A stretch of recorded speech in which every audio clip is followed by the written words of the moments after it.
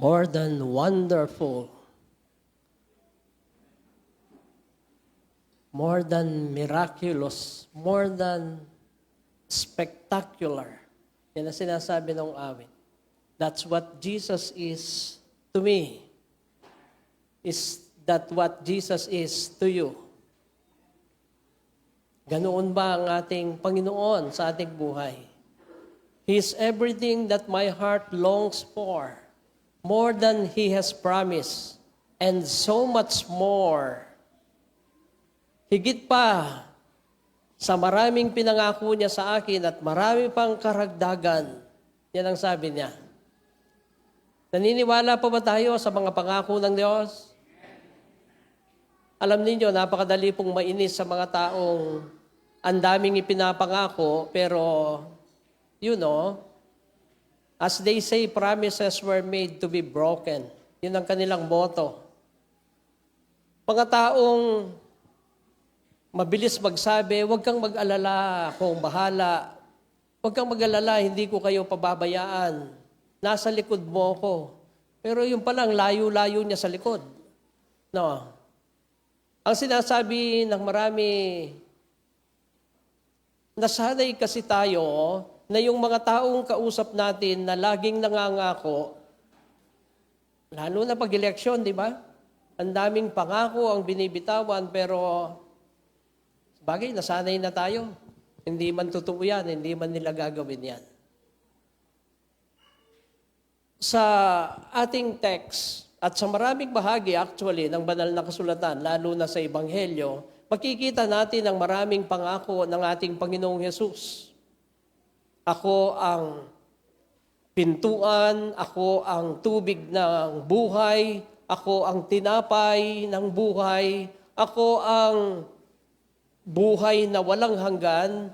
Sa ating text, sa chapter 10 at least, makikita natin yung mga pag-aangking ginawa ni Jesus, na ako ang pintuan, ako ang mabuting pastol. Isa ito sa mga pinakamalaking pangako niya sa atin. Ang sabi niya, ako ang mabuting pastol. Ibig sabihin, yung kanyang mga tupa na kasama sa kanyang kawan ay eternally secured.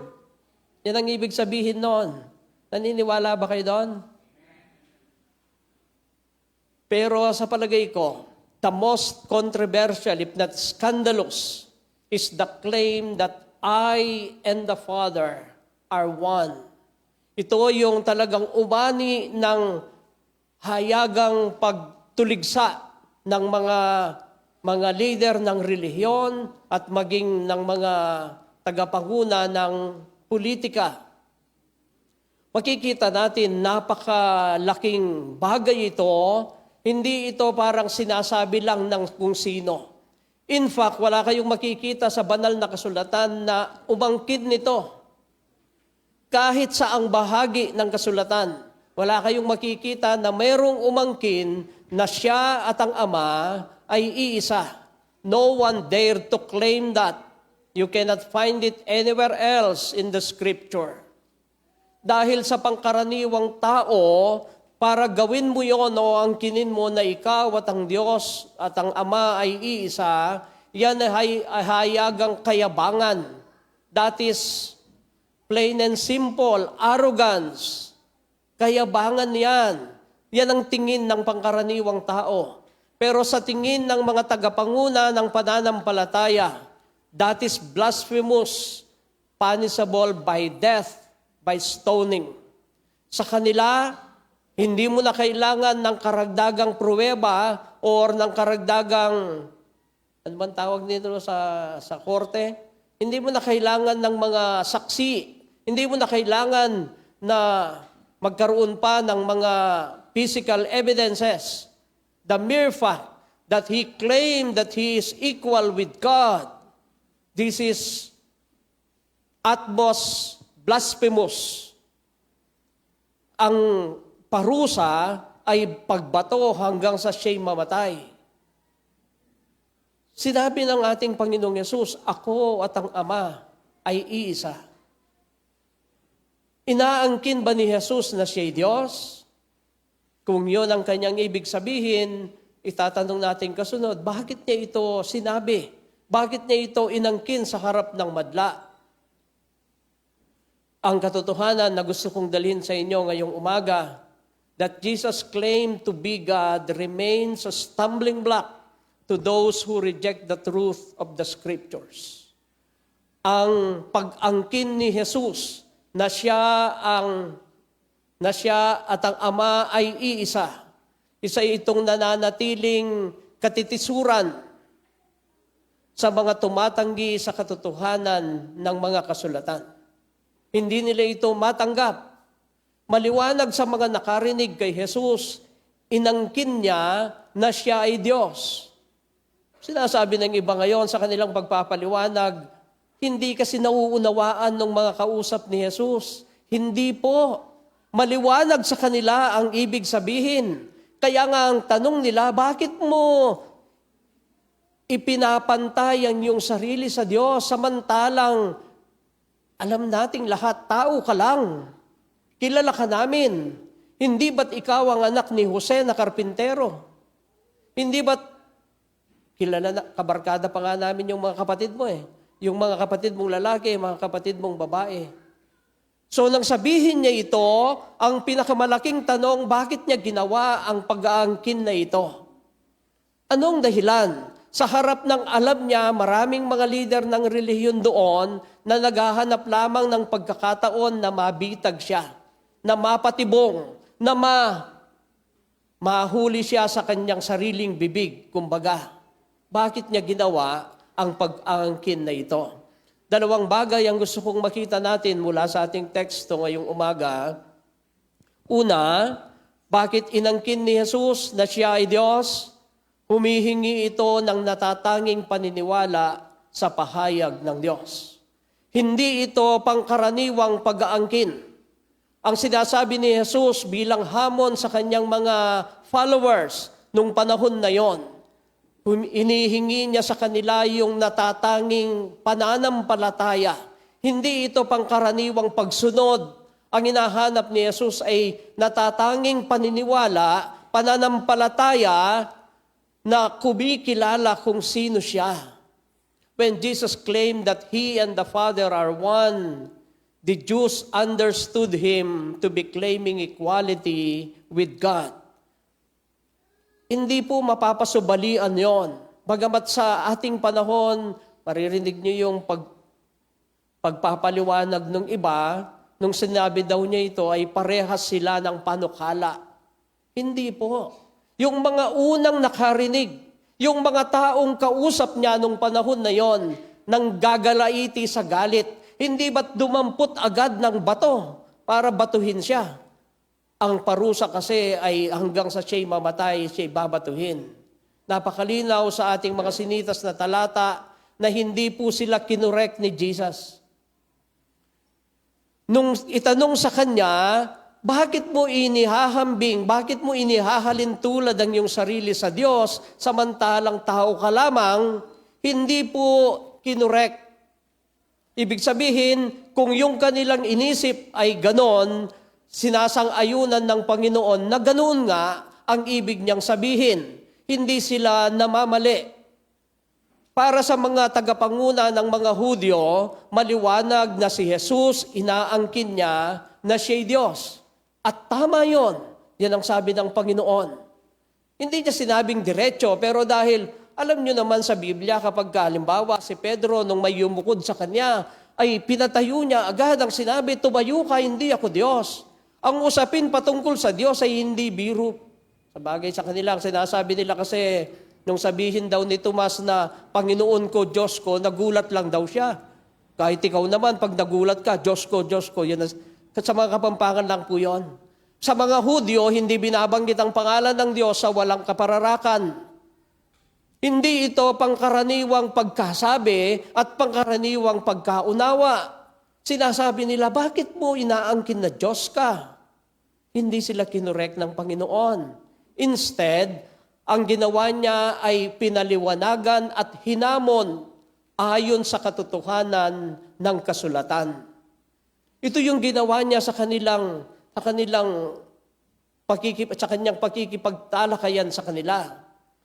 Ganito po kasi, yung mga post-captivity Jews, meaning yung mga Hudyo na bumalik pagkatapos ng panahon ng pagkabihag, gumawa po sila ng resolusyon sa kanilang sarili. They have resolved that they will never turn back from the scriptures. Ang sinasabi nila kasi, yung mga ninuno natin nagkulang, yung mga ninuno natin hindi sinunod ang kasulatan, kung kaya't pinarusahan sila ng Diyos. Nabihag sila sa Babylonia, sa Persia, mahabang panahon ng pagkabihag. Salamat sa biyaya ng Diyos, dumating ang takdang araw, ginamit niya ang isang hari na hindi man naniniwala sa Diyos, pero pinabalik sila. Nakita itong malaking pagpapala ng mga post-captivity Jews. Ang sabi nila, magkaroon tayo ng matatag na pagsumpa sa ating sarili na hindi na natin tatalikuran si Yahweh, na hindi tayo magkakaroon ng ibang Diyos, na hindi tayo tatalikod sa kanyang kautusan. Ito yung sinasabi nila. Magiging matapat tayo sa ating relihiyon, sa ating paniniwala. And that's true. They were wholeheartedly worshiping Yahweh alone and nothing else. Hindi sila kailanman sumamba sa ibang Diyos, kay Yahweh lang. At tama sila sa kanilang ginagawa. And so, nung marinig nila yung pag-aangkin na ito ni Jesus, when Jesus claimed to be another God, that Yahweh, that is unacceptable. Sa kanila, hindi katanggap-tanggap yan. Gumawa na kami ng pagpapasya, na manata kami na si Yahweh lang ang aming sasambahin. Tapos ngayon, sasabihin mo, ikaw ay kapantay ng Diyos. Ibig sabihin ba nun ay karagdagan kay Yahweh, merong isang bagong Diyos? No.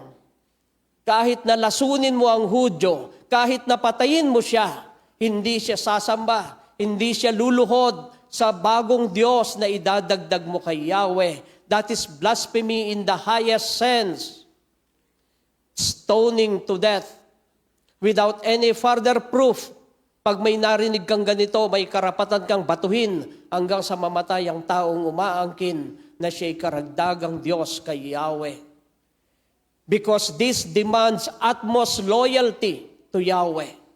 Gusto nilang ipakita ang kanilang pinakamasugid na katapatan sa Diyos. Kaya nga, ang sinasabi nila, we only have one God, Yahweh, our one and only God.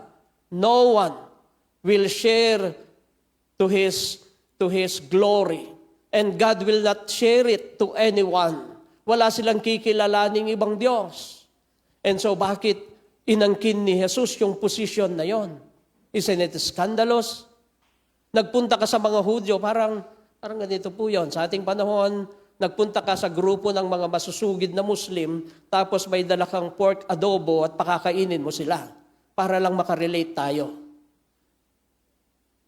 O hindi pa kayo makarelate sa mga Muslim.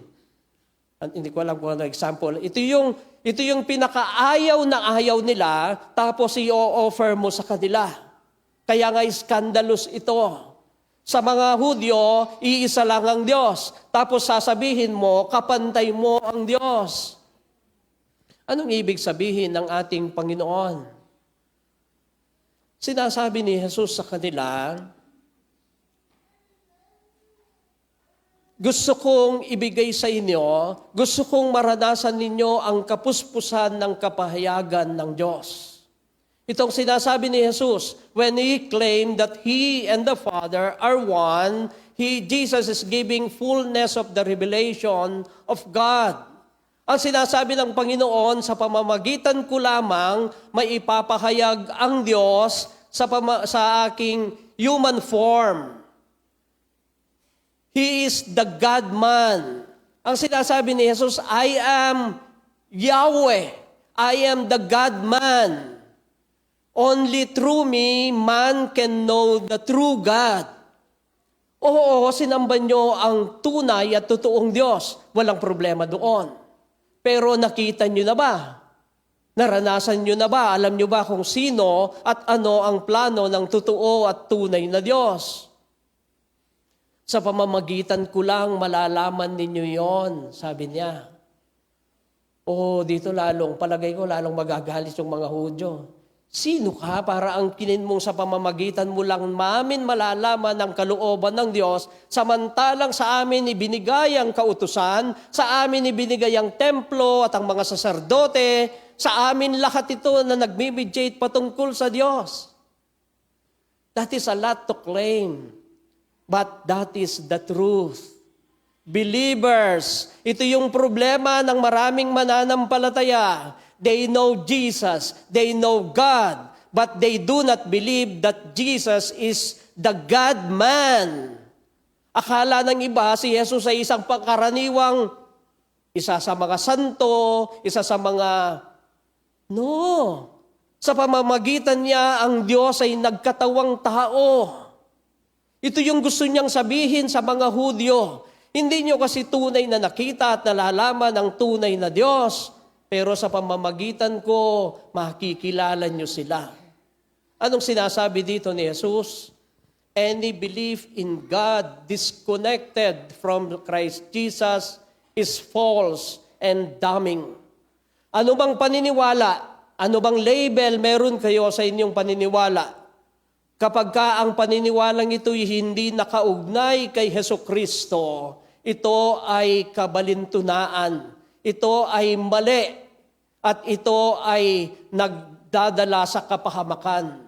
Huwag mo sabihing nagdadala ka ng Biblia, huwag mo sabihing naniniwala ka sa ganito at umaawit ng mga awit ng papuri, nananalangin ka kagaya ng postura ng mga mananampalataya.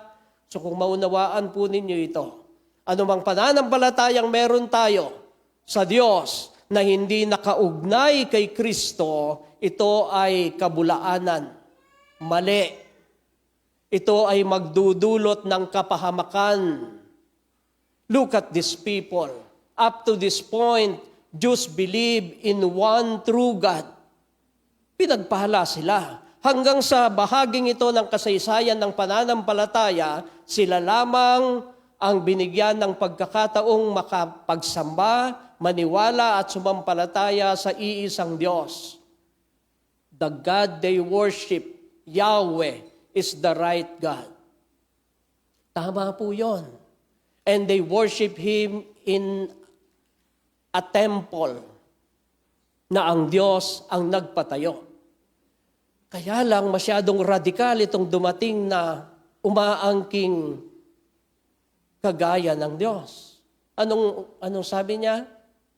Yung pinagmamalaki yung templo na yan, wasakin nyo yan at itatayo ko sa loob ng 3 araw.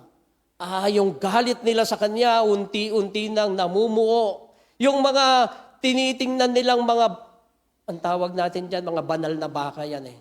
At kung minsan may maaapakan ako sa mga ganito nyo, magagalit kayo sa akin. In our common language, we call it, in religion, we call it holy cows. Meron kang talagang matagal nang niyayakap na paniniwala, pero kung hindi ito ayon sa kasulatan, ito yung hamon ni Jesus. Ako at ang Ama ay iisa. Ang pangakong ito ng Diyos sa kanila, na sila ang bayang pinili, we have no problem with that. That they were a blessed nation, no problem with that. Ang Israel ang totoong pinagpala ng Diyos. Siya'y pinili mula pa kay Abraham. Hindi natin pwedeng questionin yon. Pero gusto kong makita natin na ang Diyos na kanilang sinasamba, ang nagsabi at nangako sa kanila sa lumang tipan na isang araw siya'y ipapahayag sa harapan nila. That God will appear before them one day. In fact, the Old Testament says, He will reveal Himself to them in the temple.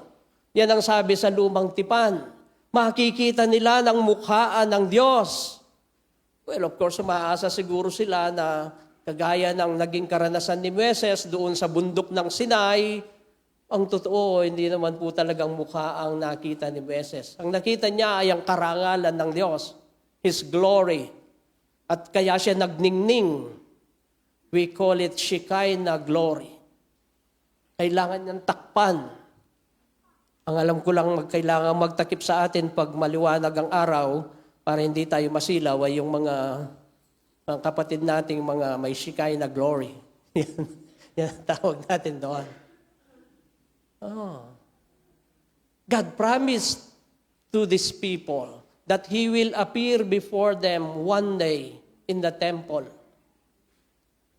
Yet, when He did appear in the person of His Son, Jesus Christ, they failed to believe in Him. Ito yung sinasabi ni Jesus, hindi ba't ipinangako sa lumang tipan na ang Diyos ay maipapahayag sa inyong harapan isang araw? Subalit, bakit ngayon na ako'y naririto na ipinahayag ng Diyos ang kanyang sarili sa pamagitan ng kanyang anak? Ako ang Jesucristo. Hindi kayo naniwala. Yan ang sabi ni Apostol Juan sa John 1:11. Alam natin ito, di ba? Pumunta siya sa kanyang bayan, ngunit hindi siya tinanggap ng sarili niyang kababayan. Dumating si Jesus, hindi po nagpunta ng Pampanga. Sabi nga ni Deacon Joel, kung Pampanga siguro siya nagpunta, ang sasabihin sa Matthew ay hindi lang sa pansit nabubuhay ang tao. Dahil ang daming pansit kahapon na sayang di kayo nakasama. Sayang. Hindi nila tinanggap. Pumunta siya sa kanyang bayan, pero ang kanyang mga kababayan mismo, tinanggihan siya. Ano ang implication nun? Nung tinanggihan ang isinugo ng Diyos, in so doing, they have rejected Yahweh Himself. Yung isinugo ng Ama, ang kanyang bugtong na anak ay hindi nila tinanggap. Ang talagang nireject nila ay ang Diyos mismo. Kaya nga sabi ng John 1:18, kailan may wala pang taong nakakita sa Diyos. Basahin ninyo ito. Sabi niya, kailan may wala pang taong nakakita sa Diyos, ngunit ang natatanging Diyos na pinakamamahal ng Ama ang nagpapakilala sa Ama. Wala bang nakakilala sa Ama? Kaya mayroon tayong alam patungkol sa Kanya ay dahil nakita natin ang Kanyang isinugo na kumakatawan sa Kanya ang ating Panginoong Jesucristo. Maliwanag ito. Ang natatanging Diyos na pinakamamahal ng Ama. Sinong tinutukoy dyan? Ang Kanyang bugtong na anak. No one can truly know. No one can truly see who is God except His Son, Jesus Christ. Yan ang sinasabi niya. Hindi mo pa talagang nakita ang Diyos hanggang sa makita mo ang Diyos sa pamagitan ni Jesucristo. At ito yung hinihingi niyang hindi pangkaraniwang pananampalataya. Sampalatayanan mo na ang Diyos ay nakita natin nung magkatawang tao si Jesus. Narinig natin, nakilala natin, nalaman natin ang plano ng Diyos nung makita natin si Jesus na dumating at bumaba dito sa lupa. Pero dahil hindi nila tinanggap, ang mga Hudyo hindi tinanggap si Jesus, that makes their belief false and damning. Nakita niyo po? Dahil sa kanilang paniniwala na mas marunong pa sila kay Jesus, ng kanilang paniniwala ay mas mataas pa sila kay Jesus. Hindi nila siya tinanggap. Ang ibig sabihin noon, ang kanilang paniniwala pala ay mali at ito ay humahantong sa kapahamakan. So can you imagine if these people who worship the true God from the beginning, but because they have rejected Jesus, became false worshipers? Imaginin mo, itong mga tao na ito na nagpasimula sa tama at totoong Diyos, pero dahil inayawan nila, hindi nila tinanggap ang isinugo ng Diyos, sila ay naging mga bulaang tagapagsamba at sila'y mapapahamak. Hindi ko alam kung anong paniniwala nyo sa mga Hudyo ngayon. Alam nyo ba na may mga Hudyo na nanatili sa kanilang relihiyon? We call it Judaism. Yung mga tagasunod nila, we call them Judaizers. Hindi po sila mga fans ni Juday. Sila po ay Judaizers, ang tawag natin, miyembro sila ng Judaism. Ang kanilang patuloy na paniniwala, sila ang special na tinawag ng Diyos at naghihintay pa sila na darating ang tagapagligtas. Pero ano sabi ng Biblia? Nung dumating si Jesus, naputol na yung tipan na yon sa kanila. At malibang tanggapin nila si Jesus bilang Panginoon at tagapagligtas, wala silang kaligtasang masusumpungan. Dahil inayawan nila ang kaloob ng Diyos, ang kapahayagan ng Diyos ay hindi tinanggap. Sila ay naging bulaang tagapagsamba. Kaya isipin natin, kung ang mga taong ito na special sa Diyos noong una ay tinawag na mga bulaang tagapagsamba, then how much more yung mga taong hindi man nagpasimula sa totoong Diyos? Ang sinasabi ng Diyos, it will become false if you will reject my revelation. Kahit Israelita ka pa, kung aayawan mo ang aking kapahayagan, then you will become a false worshiper. Ano ang kapahayagan ng Diyos? Napakarami niyang kapahayagan, sasabihin natin.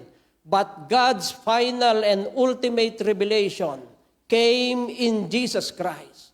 Hindi ba't sinasabi, nagpadala ng utusan, nagpadala ng mayordomo, pero pinagpapatay lahat.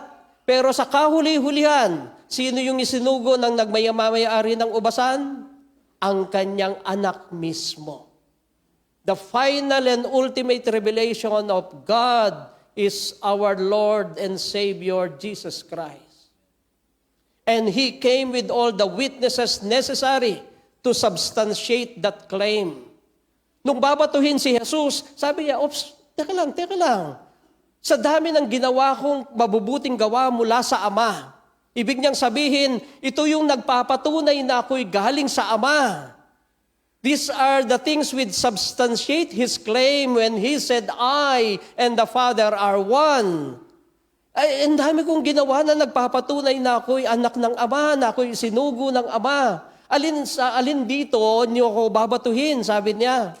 Hindi ka namin binabato dahil sa mga ginawa mong mabuti. Okay sa amin yon. Ang binabato ka namin dahil sa iyong maling pag-aangkin. Yung ginawa niyang mabuti, tinatanggap nila na ito'y galing sa Diyos. Pero yung pag-aangkin niya, hindi nila matanggap. Sabi ni Jesus, my claim are endorsed, testified to, and witnessed by the Father. Ang Diyos ang nag-endorse. Meron akong endorsement letter. Parang ganon. Di ba mayabang ka pag nagpunta ka sa isang kumpanya, ayaw kong papasukin, di mo nakikita ito? May endorsement letter ako. Meron akong certificate approved and sealed by His works. Ano ba yung mga katotohanan ito? We call them accompanying proofs of being the Messiah sent from God. Sinasabi ng lumang tipan, alam nila ito, na pagdating ng tagapagligtas, ang Kristo ay gagawa ng maraming mahimalang bagay. Magpapagaling siya. Ang Kristo ay mangangaral patungkol sa kaligtasan, sa kaharian ng Diyos. Lahat ng ito'y gusto nila. Nagpakain, nagpagaling, gumawa ng himala. Pero yung sabihin na siya'y isinugo ng Ama, hindi nila matanggap. Sabi ni Jesus, my work is approved and sealed by the power of Yahweh Himself. Paano nating alam na approved and sealed? Di ba yung mga disipulo niya, hindi nila talaga maunawaan kung sino si Jesus? One time, nandoon sila sa dagat at biglang dumating yung bagyo. Kaso natutulog si Jesus eh. At yun ang ayaw ko. Ako, pag natutulog ako, wag mo akong gisingin. Bahala na kung abutin ako ng umaga sa harap ng TV, basta wag mo akong gagalawin. Si Jesus, buti hindi siya mainitin ng ulo, no? Natutulog siya at ginising. Alam natin ito. Tapos sabi nila sa kanya, hindi ka ba nababahala? Lulubog na tayo. Itong mga apostol niya, paano lulubog? Mga fisherman ito eh. Palagay niyo, hindi marunong lumangoy itong mga mangingisdang ito. Kahit itapon mo yan sa dagat, walang bangka, mabubuhay yan eh. Pero bakit sila nag-aalala? Kasi minsan ang Diyos parang walang ginagawa. At yun ang kinababahala nila. Di ba ganun din tayo? Nananalangin ka ng nananalangin, parang hindi ka dinirinig ng Diyos. Tatalab. Nababahala ka. Dahil yung pagka parang walang ginagawa ang Diyos, as if para namang obligasyon ng Diyos na kapag ka tumawag ka, ay sasagot agad. Actually, sumasagot po siya, kaya lang gusto natin, sasagot siya agad doon sa paraan na ayon sa ating inaasahan. Pinatigil ni Jesus ang hangin, pinayapa ang dagat. Anong tanong ng mga alagad? Sino ang taong ito? Bakit pati ang kalikasan ay kaya niyang kontrolin? It was sealed and approved by the power of Yahweh Himself. That's why these Jews are very blessed people. Napaka palad nila. Ang dami nilang nakita, ang dami nilang nasaksihan. Paano tayong mga Hudyo? Ay, hindi tayo Hudyo. Dalawa lang ang tao sa Biblia, di ba? Israelita at Hentil. And we belong to the Gentile group, right? That's why when we greet, we say, ladies and Gentile men. Mga Gentiles tayo. Huwag na kayong mangarap na kasama kayo doon sa mga Hudyo. Hindi po. Tayo ay naidugtong lang. Sila po yung talagang puno. Pero kung yung talagang puno ay sinabing bulaang tagapagsamba, papaano pa yung mga dinugtong lang? Anong tawag ni Pablo sa atin? Ephesians chapter 2, verse 12. Ganito ang sabi ng apostol, noong panahong iyon, hiwalay kayo kay Kristo. Tingnan niyo ang sinasabi niya. Noong panahon na tayo hiwalay kay Kristo, hindi kabilang sa bayang Israel. Hindi naman talaga tayo kabilang. Pero ang tinutukoy niya ay spiritual na Israel na po ito. Nung panahon na tayo hiwalay kay Kristo, hindi kabilang sa bayang Israel at hindi saklaw ng tipan. That is the Old Testament. Hindi tayo kabilang sa Old Testament. Hindi tayo saklaw ng tipan na nababatay sa mga pangako ng Diyos. Nooy nabubuhay kayo sa mundo ng walang pag-asa at walang Diyos. You are without hope and without God. Hindi ba't yun ang talagang kalagayan natin? Bago natin nasumpungan ang biyaya ng kaligtasan kay Kristo. What I'm saying is that we are also in the same standing with all the Jews now. Parehas na yung panukat na gagamitin sa lahat ng tao, Hudyo man o Hentil. We will go through God, we will go to God through Jesus alone. Ibig sabihin, anuman ang gawin mo, anuman ang ating pagsamba, paglilingkod, pananalangin, na hindi dumadaan sa magitan ng ating Panginoong Jesucristo, hindi po yan makakaabot sa langit. Whatever you do without Jesus, I'm sorry to tell you, you will not reach God. Yan ang sabi ng John 14:6. Paborito natin ito. Sabi ni Jesus, ako ang daan, ang katotohanan at ang buhay. And then, anong sabi niya? Walang makakapunta sa Ama maliban sa pamamagitan ko. Yung revelation na ito ng Diyos na ipinahayag sa mga tao para sana mas maunawaan ng mga Hudyo. Pero tinanggihan nila, tinalikuran. Sabi ni Jesus, I and the Father are one. Ako at ang Ama ay iisa. O hindi po ibig sabihin nito na si Jesus ay karagdagang Diyos kay Yahweh. Hindi po. Iisa lang sila. Sana sabi nga ng kapatid kanina, wala pong mathematical formula when it comes na uubra, when it comes to God's blessing, especially so with soteriology, with that doctrine of salvation. Hindi ito pwede.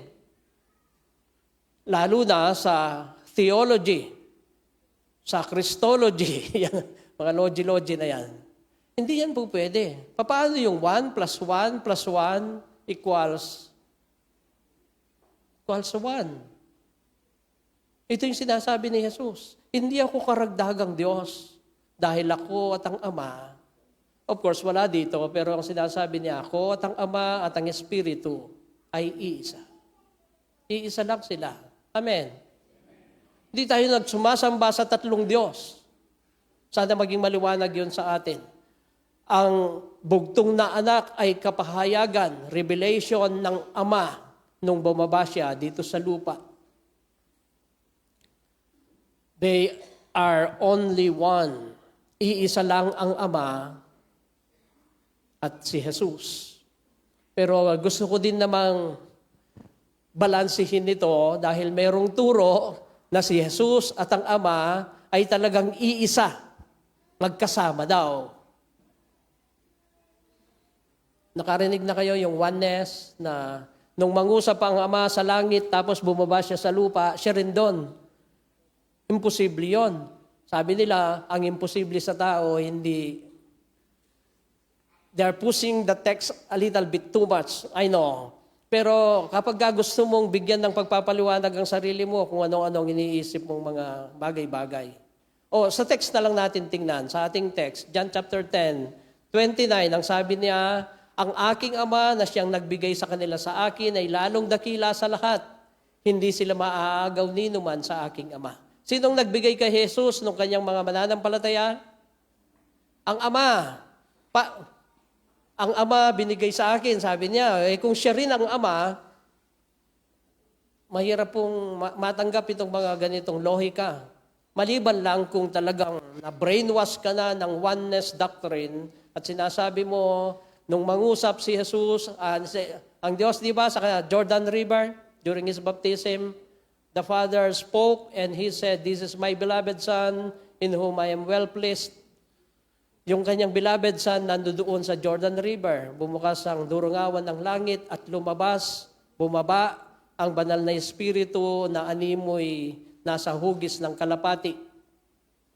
Ang Ama ba at ang banal na Espiritu at ang Anak ay iisa?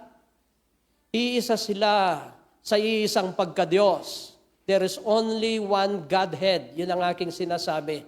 Napakahirap pong explain ito sa pangkaraniwang upuan, pero I pray and I hope that it will suffice for now to say that they are one in one Godhead, but revealed in 3 persons.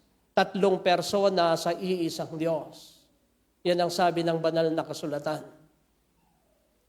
Pero sa mga Hudyo, that is not acceptable. Hindi katanggap-tanggap yan. Anong sinasabi nila kasi? Bakit ayaw nilang paniwalaan si Jesus? How can we bow down before you? You are too lowly. Imagine mo yung mga Pariseo at mga Eskriba, mga Saduceo, luluhod kay Jesus. Samantalang sila yung niluluhuran ng maraming Hudyo. At tingnan mo ang sarili mo. Sabi nila kay Jesus, you are too lowly. You know what? We are better than you. And so how you can claim so much? Bakit mo kayang angkinin ang lahat ng ito samantalang mas marunong, mas magaling pa kami sa inyo, sa iyo? What these people, this religious leader cannot comprehend is that this is God in lowliness. Hindi ba't ito rin ang sinasabi ng mundo ngayon? Kung Diyos siya, bakit siya namatay? Kung Diyos siya, bakit siya nauhaw? Bakit siya napagod? Bakit siya, sabi ni Gary Valenciano, natutulog ba ang Diyos? Bakit natulog siya, hindi ba? Bakit ganito? They cannot comprehend that this is God in loneliness. Not loneliness, not in lowliness. Ito ang Diyos sa kanyang pagpapakababa. This is majesty in meekness. How can you join those words, majesty and meekness, sa human standard? Hindi po pwedeng pagsamahin yung dalawang yon. Ang karingalan ng pagkahari ay hindi mo makikita sa kababaang loob. Pero dito ipinapakita ng Diyos sa kabila ng kanyang kapangyarihan, sa kabila ng kanyang karingalan, kaya niyang magpakababa, kaya niyang mamuhay bilang tao, lumakad bilang alipin, mamatay hanggang sa krus para bigyang dangal ang kanyang Ama. Kaya nga ang ating anghamon sa atin, hayaan ang ating pagkikipag-ugnayan sa Diyos ay palagiang sa pamamagitan ni Hesukristo. May isa tayong kapatid, hindi na natin nakakasama ngayon dahil sa kanyang physical na kalagayan. Minsan kinausap niya ako, sabi niya, Pastor, bakit pag mag-preach ka, bakit si Jesus palagi ang bida? Naunaan niyo po ngayon kung bakit? Oo, tumatawag tayo sa Diyos Ama, humihingi tayo sa patnubay ng Diyos banal na Espiritu, pero ang lahat ng ito ay sa pamamagitan ng pakikipag-ugnayan kay Kristo, the revealed human form of God to reach us, to reach out for us. Sa pamamagitan ni Kristo lamang.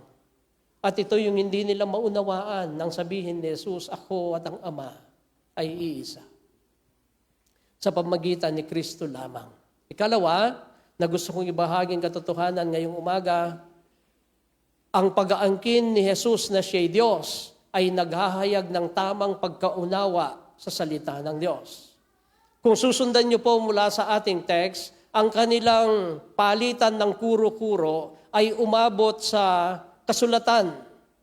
At ang unang gumamit ng talata ay ang Panginoong Jesus. Kanyang sinitas ang ika-82 salmo. Yung sinabi niya, kayo'y tatawaging Diyos, and they will call you gods. Yan ang sabi niya. Una, gusto ko munang isabihin sa inyo that Jesus and the Jews believe in the Word of God. Parehas nilang ino-honor ito eh. Walang problema doon. Si Jesus ay naniniwala sa salita ng Diyos, ang mga Hudyo naniniwala sa salita ng Diyos. Kaya lang ang pagkakaiba, hindi sila parehas ng pagkaunawa. Nung sabihin niyang ako'y Diyos, kinwestiyon nila, bakit mo sinasabing Diyos ka, tao ka lang? Anong sabi ni Jesus sa kanila? Sa ating text? Ginamit ni Jesus ang Psalm 82 para sabihin yung talata na kayo'y tatawaging Diyos. Ang kanyang tinutukoy actually ay ang mga hukom sa panahon ng mga judges.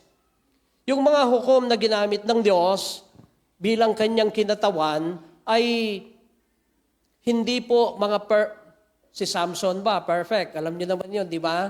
Ang problema niya ay babae. Di ba sabi ko sa inyo, ang problema talaga ng mundo ay babae. Maging sa kasaysayan ng pananampalataya. Si Samson, maganda na sana ang kanyang paglilingkod, malakas, matapat, pero dumating si Delilah. Hindi. Wag niyo nang paliwanagan. Judges were called by God.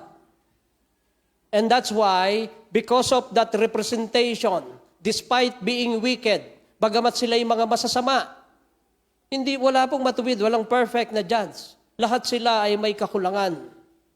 Pero sa kabila ng kanilang kasamaan, ang tawag sa kanila ay Diyos. Because they are representatives of God. Ang Diyos ang tumawag sa kanila at tinawag niya silang mga Diyos.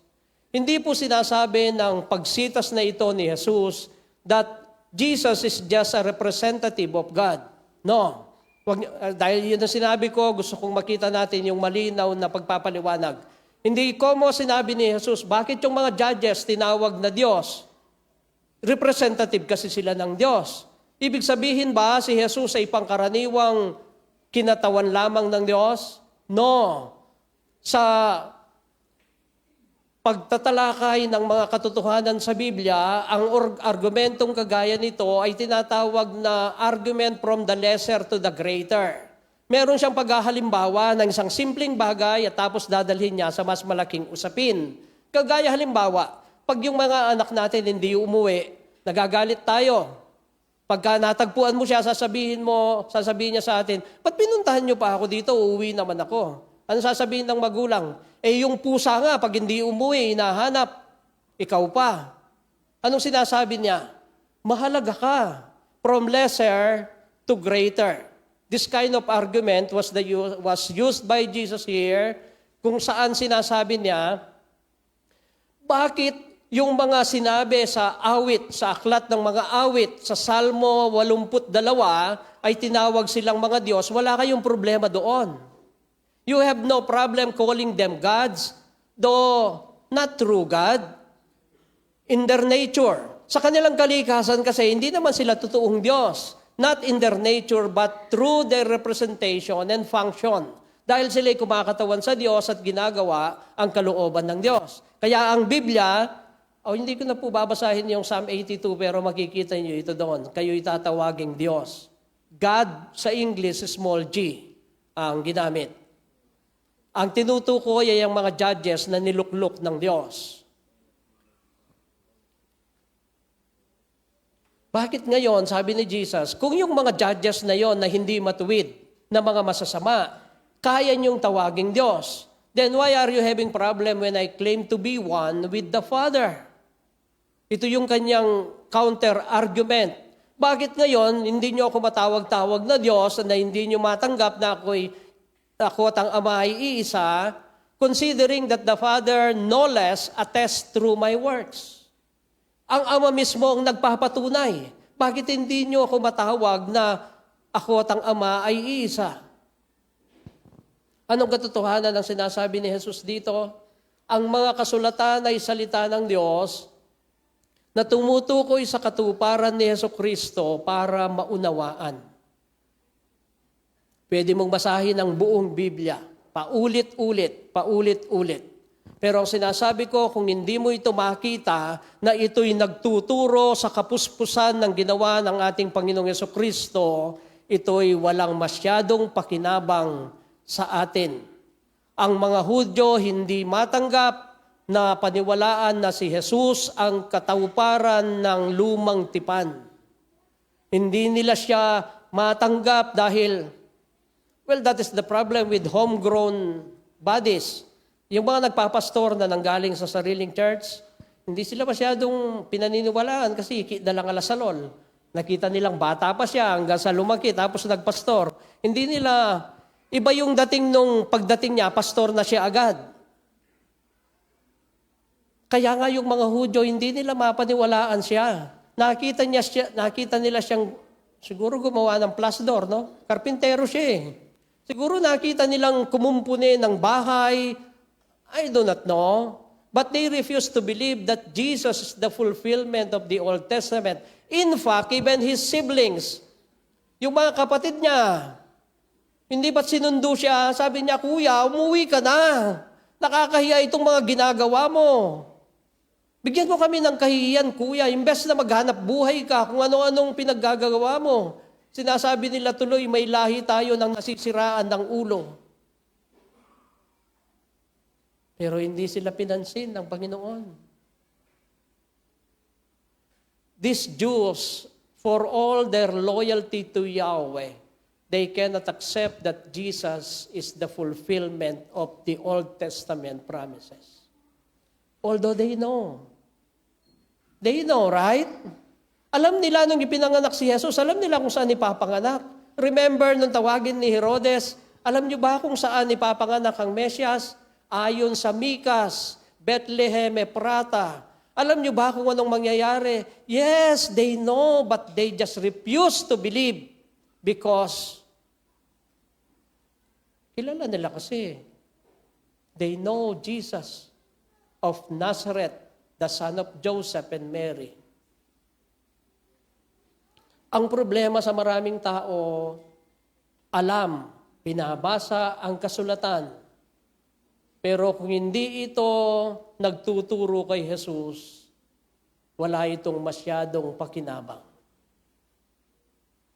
Laban ba ako? Nabasahin mo ang lumang tipan hanggang bagong tipan from cover to cover? No, that's commendable. In fact, I cannot do that. Just to be honest with you. Kaya kong pakinggan pero hindi ko kayang basahin ng tuloy-tuloy. Pero kahit mabasa mo pa yan ng ilang beses, ang daming tao ngayon kung mag-quote ng mga sitas sa Biblia, sa Facebook talagang akakalain mo, talagang malapit siya sa Diyos. No? Mas magaling pang maghanap ng mga text kaysa sa aming mga pastor. Sa ganitong okasyon, anong magandang gamitin? May alam sila agad. Pero anong sabi ni Apostol Juan? John 5:39. Ganito ang rebuke niya sa mga Pariseo. Sinasaliksik ninyo ang mga kasulatan sa pag-aakalang doon ninyo matatagpuan ang buhay na walang hanggan. Ang mga kasulatang iyan ang magpapatutuo tungkol sa akin, sabi ni Jesus. Hindi lamang para malaman mo, hindi para magkaroon ka ng intellectual know-how, magkaroon ka ng memory verse, which is not wrong. Do not get me wrong. Hindi siya mali.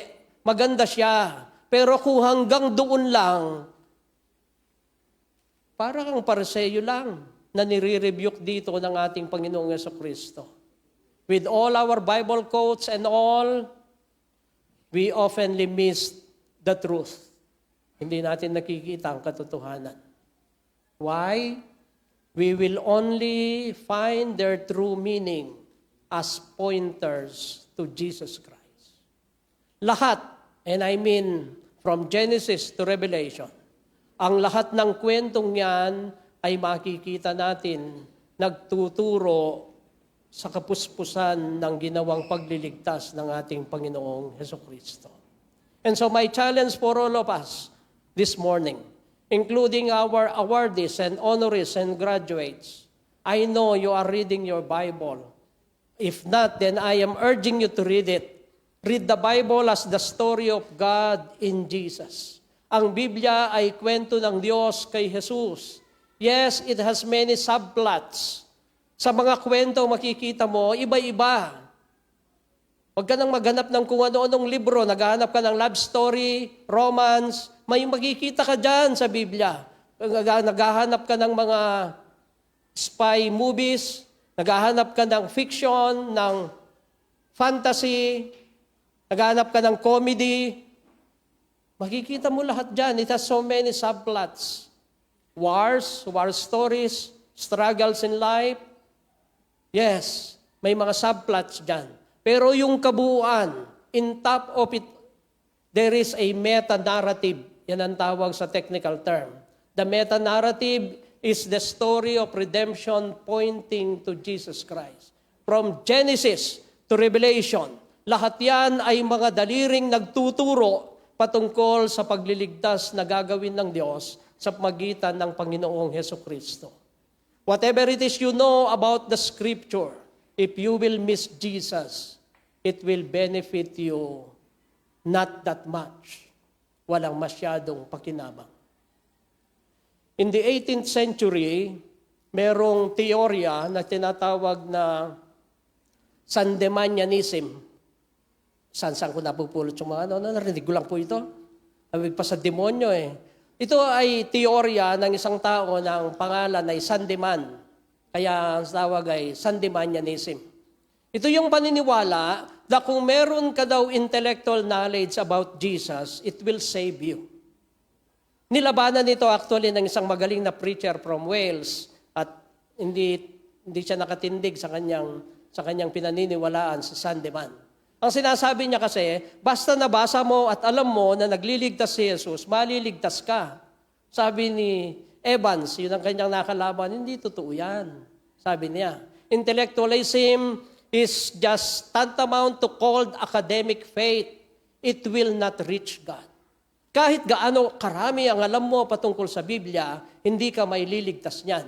Malibang personal mong maranasan, si Kristong tagapagligtas sa iyong buhay, wala pong katuturan. May pakinabang, of course. Hindi ko sinasabing totally, walang benepisyo. Kung nabasa mo ang Biblia from Genesis to Revelation, malamang makakakuha ng prize sa susunod na seminar. But it will not bring you to heaven. That is what I'm saying. Cold, mechanical, academic faith will not do you good that will last. For a while, you will feel satisfaction. For a while, magiging masaya ka. But it will not last.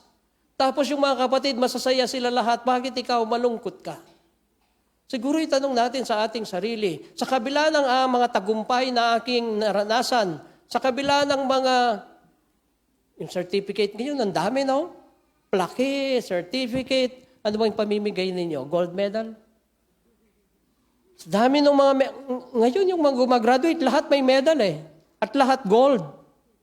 Di na natin alam kung sino talaga yung awardee.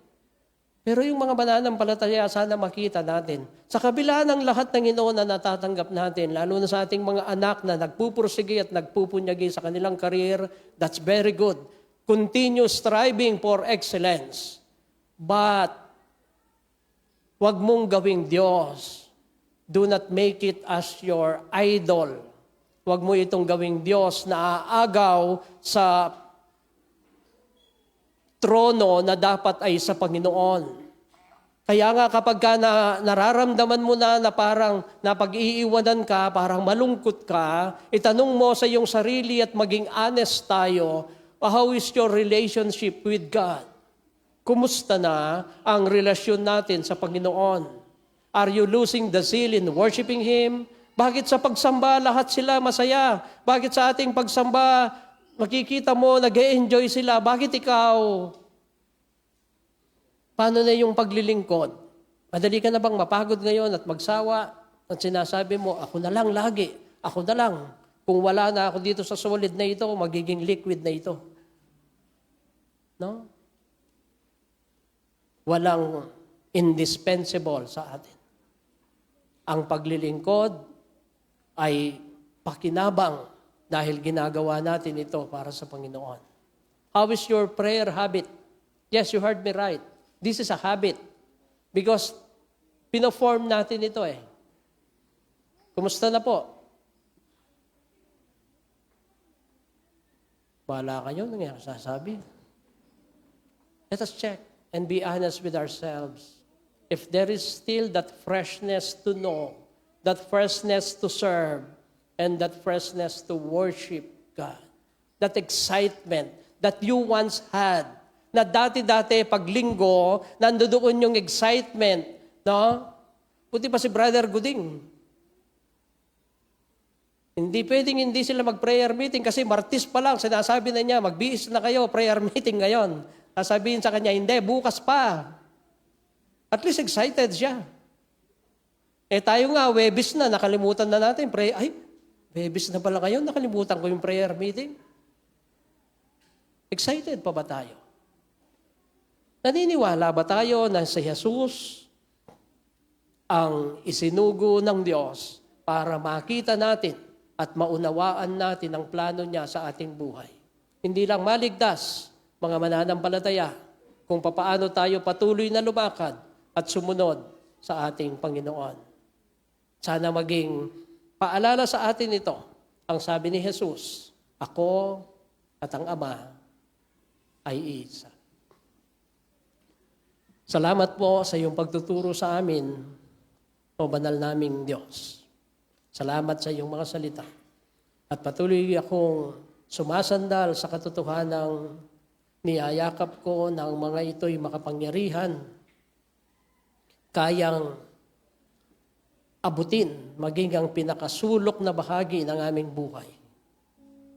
Kayang maging tanglaw, paliwanagan, hindi lamang ang landas na aming tatahakin, kung hindi maging ang aming mga nadidimlang puso. Kayang bigyang bagong excitement, kayang bigyang bagong kalakasan at pagpupursige na kayo po ang patuloy naming mapaglingkuran. Sa aming pag-aaral, parang nakakatawa, kung hindi man nakakainis, ang mga Hudyo na nakita nila ng harapan ng Panginoong Hesus, and yet na-miss nila ang biyaya ng langit. Well, siguro po dahil hindi pa dumating sa panahon na napako siya sa krus noon sa tagpong ito na aming pinag-aralan. Pero kami na nabuhay pagkatapos ng krus, pagkatapos ng muling pagkabuhay ng aming Panginoon, naniniwala akong mas mapalad kami dahil nakita namin at alam na namin ang buong kwento. Sana'y papanatiling sariwa ito sa aming kaisipan.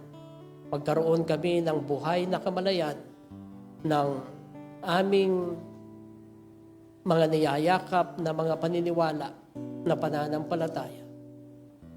Na kahit sino ang magtanong sa aming sinasampalatayanan, ay handa naming ipaliwanag kung bakit tinatanggap namin at niyayakap na katuruan na si Kristo, ang aming Panginoong Jesucristo at kayo po aming Ama, ay iisa, kasama ng banal na Espiritu sa isang pagkadiyos.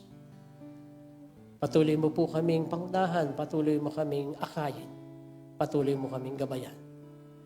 Salamat po sa inyo na aming iisang Diyos, makita nawari ng pagkakaisa sa amin na inyong mga anak. Kagaya ng aming pagdiriwang sa banal na hapag, minsan pa naming ipapahayag na kami kaisa ninyo at kaisa kami sa iyong lokal na katawan ng iyong lokal na iglesia dito sa Solid Foundation Baptist Church. Salamat po sa pangalan ng aming Panginoong Jesucristo. Amen.